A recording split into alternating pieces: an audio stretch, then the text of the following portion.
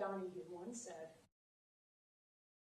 "The beginning often holds the clue to everything that follows." And that couldn't be more true in the case of Nikolas Cruz. You've all already heard a lot about choices. You heard that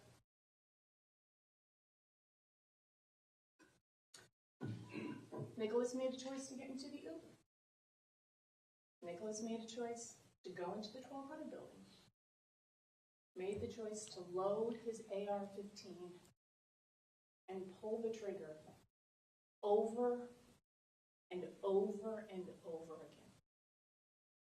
And no one here disputed any of that. But you see, Nikolas's choices don't start there. They start with the choices of a 41-year-old woman, homeless, mentally ill, drug-addicted alcoholic by the name of Brenda Woodard. The evidence will show you that Brenda was also a wounded and damaged human being. Excuse me. And you will hear that she had suffered a lifelong trauma and pain and suffering. And like a lot of people, she self-medicated with drugs and alcohol. And at the peak of her addiction, in 1998, supporting her drug and alcohol addiction by prostituting and boosting, which means she would go into grocery stores and she would steal steaks. She would take the steaks to her drug dealer, and her drug dealer would give her crack. It was during that time that she found herself pregnant on the streets of US 1.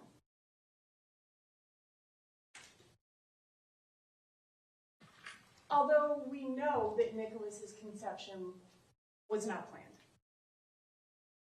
In fact, we're not sure if it was a trick baby or she was raped.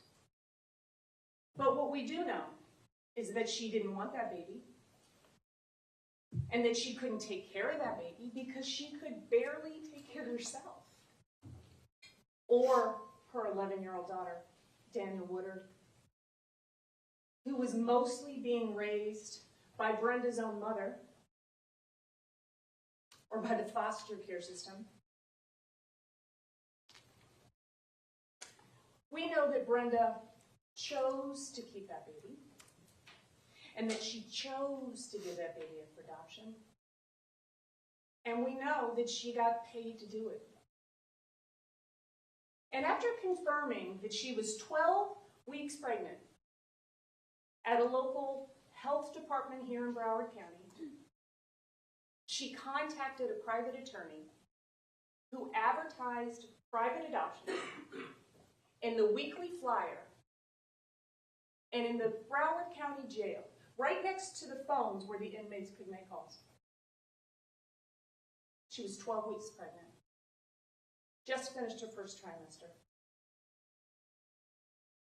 And she had had no prenatal care. And at the time that Brenda Woodard signed her notice of intent to give her baby up, she was living on the streets. Sometimes she found a couch. She was drinking. She was drugging. She was smoking cigarettes. And she was selling her body. As desperate as Brenda was to give her baby away, there was someone just as desperate to adopt him. And that someone is Linda Cruz. As Brenda was doing drugs, prostituting herself, roaming the streets of US 1, about 25 miles away in Parkland, Florida, was Linda Cruz, a 48-year-old woman who had recently moved from New York with Roger Cruz. And what she had wanted more than anything in the world was a baby. She had already suffered multiple miscarriages and even a failed adoption. And Linda Cruz, for all appearances, had the ability to give Nikolas everything that Brenda couldn't. And despite not legally being married to Roger Cruz, she changed her name from Seda to Cruz. She wore a ring, and she told everybody that they were married. When they adopted Nikolas Cruz, Roger was 62 years old.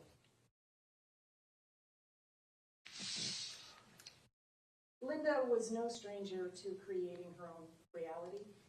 Although Linda and Roger did eventually get married after they adopted their second son, Zachary. 2002 they got married.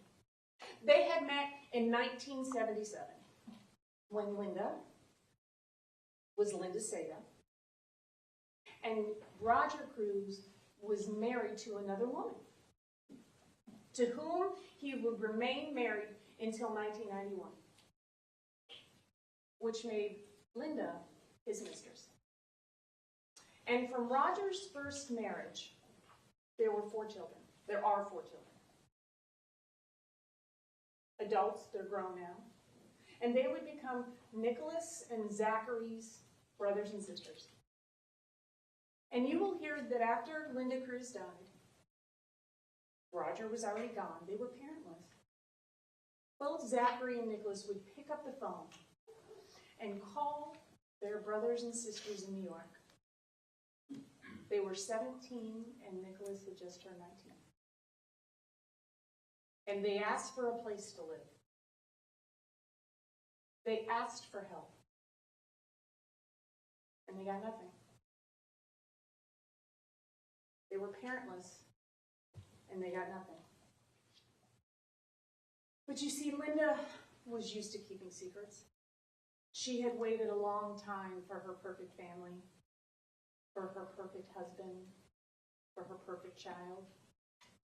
She had suffered many miscarriages and she had even suffered a failed adoption. And just when she had almost given up on that dream of becoming a mother, she got a phone call from the adoption attorney. We have another baby for you. Do you want him? Absolutely, Linda Cruz said. What's important for you to know is that this is the same adoption agency, same private adoption firm that Linda and Roger had used before with the failed adoption. And what's important for you to know is that when Linda filled out the paperwork, the intake paperwork to adopt a child, she was very specific about the type of child that she wanted. And she was very specific about the type of child that she didn't want. She didn't want a black baby. She didn't want a biracial baby. And she didn't want a special needs baby. But that failed adoption made Linda very desperate for a baby. And when that private attorney called her, she jumped at the opportunity to adopt that child. The child's due date, ironically, was September 25th, 1998, Linda Cruz's birthday.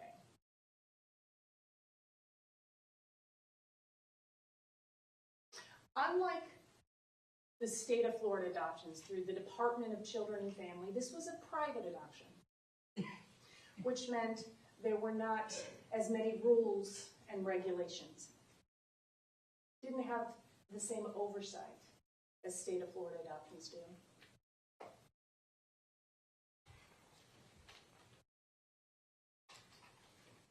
After that phone call where Linda said, we'll take that baby, Linda and Roger Cruz had just finished building a 4,000 square foot house in Parkland, Florida. And in that house was a room just waiting for a baby.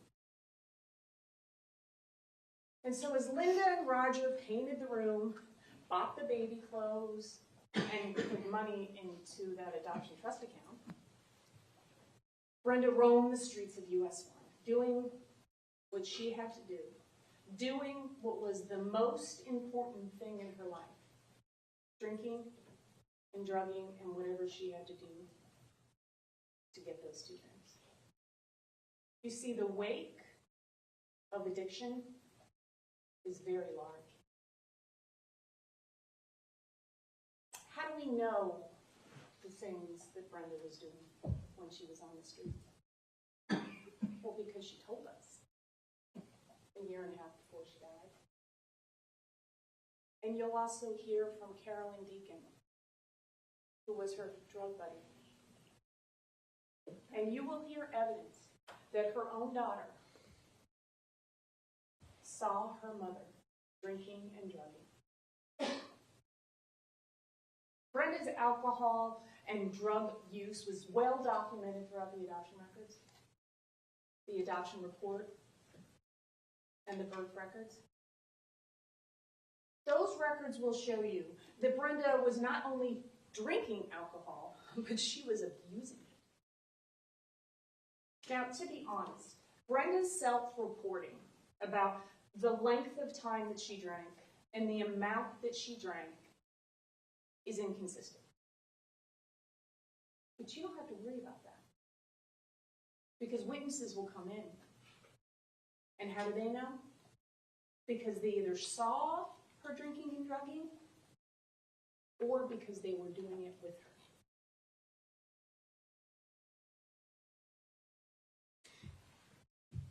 You will hear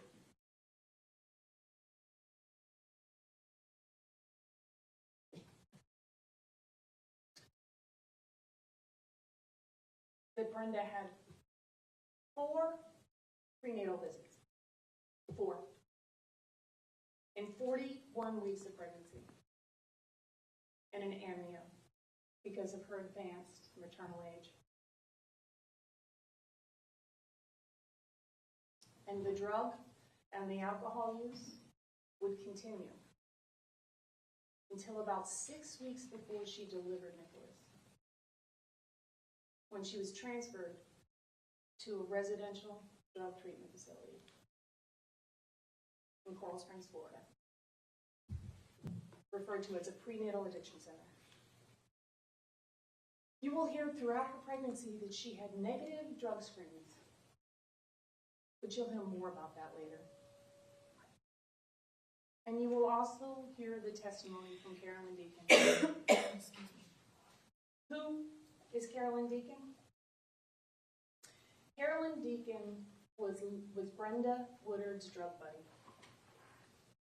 And she was also her co-defendant for their June 6, 1998 arrest for possession of cocaine. Brenda was 6 months pregnant with Nikolas when that arrest happened. And Miss Deacon will tell you the drugs that they would do, the alcohol that they would drink, and she will tell you what the streets of US 1 and A1A were like in the late 90s. And she will tell you that despite both of them being mothers, the most important thing was them getting high and getting drunk and doing whatever they had to do to be able to do that. But you see, everything changed for Carolyn Deacon on June 6, 1998. She changed her life. She got clean. And she went to Florida State Prison. And when she got released from Florida State Prison, she never spoke with Brenda Woodard again. And she never stepped foot in Broward County again. Until yesterday. Too many demons. Too many ghosts. It's too hard to be here. But she's here today. And you will hear from her.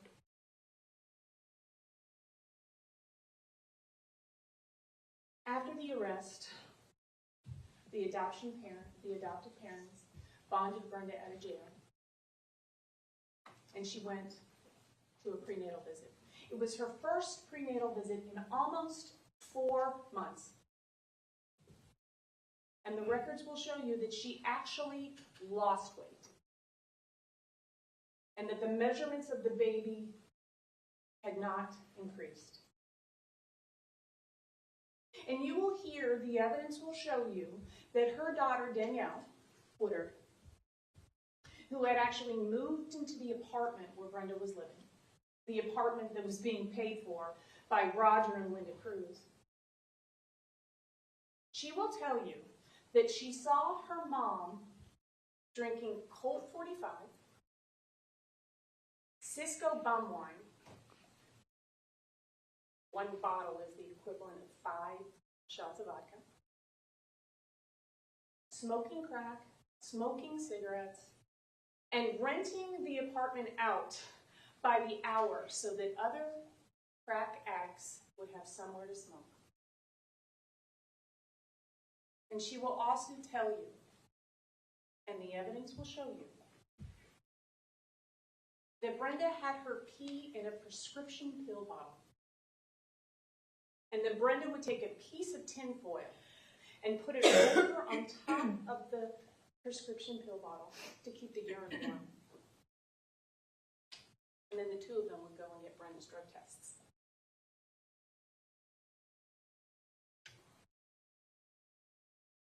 As a result of Brenda's June 6, 1998 arrest, she was placed on drug offender probation. Brenda was not a stranger to the criminal justice system. She was not a stranger to drug rehab, but now she was doing both. And as part of her drug offender probation, she was required to do inpatient day treatment. She could go home at night. And when she got there at BARC, which is a local addiction facility, treatment facility here in Broward, the supervisor says to her, the records, the adoption records, will be, you'll see that, it's all over there, we'll introduce it into evidence. 1 dirty urine, Brenda, 1 dirty urine, and you're done. You're going to the prenatal addiction facility. Shortly thereafter, Brenda ended up in the prenatal addiction program, where she remained, so residential treatment facility, she was not going home until she delivered Nikolas Cruz.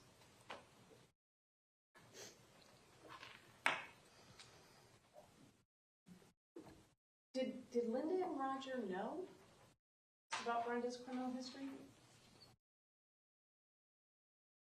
Well, we know that Brenda wasn't asked those questions in her adoption intake form, and she didn't volunteer it. But we do know that that information was important to Roger Cruz. And he asked those adoption attorneys to do a complete background check. And we and the state have all of the adoption records. They're here. You can look at them if you want when they're moved into evidence. And there was no background check. But what if there had been a background check, because we did one? What would they have found out?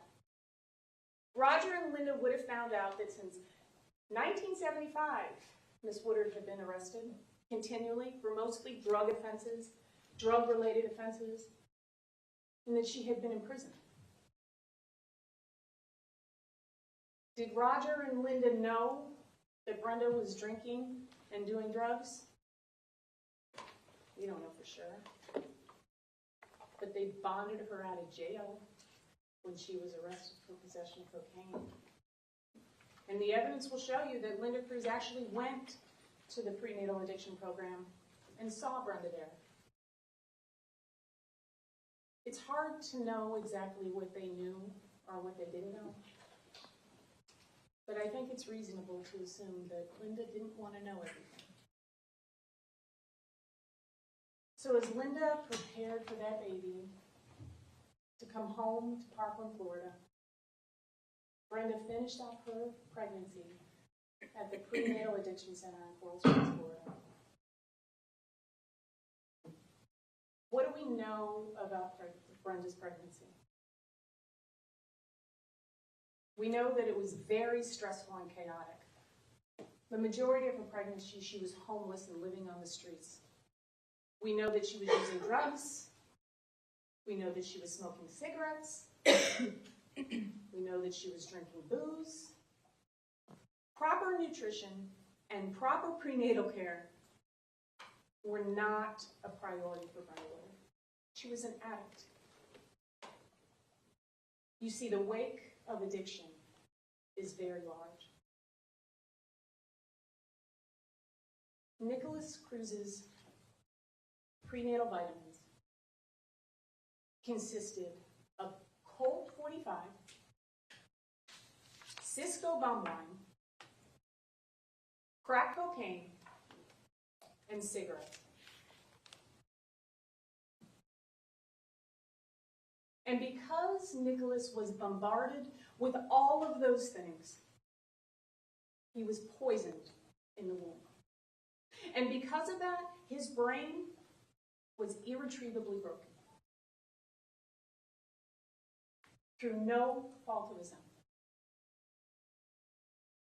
Irish poet John O'Donoghue has written, "The beginning often holds the clue for everything that follows."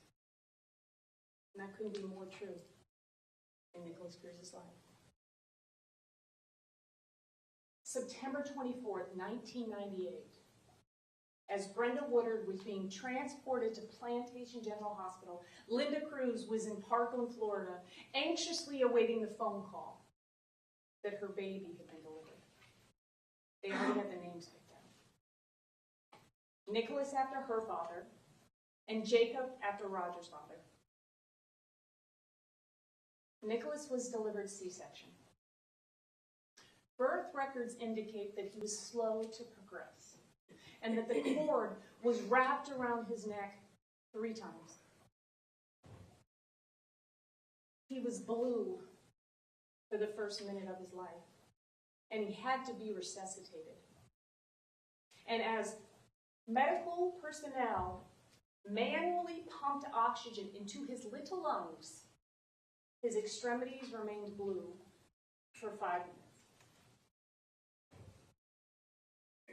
And in that hospital room, after Nikolas was born,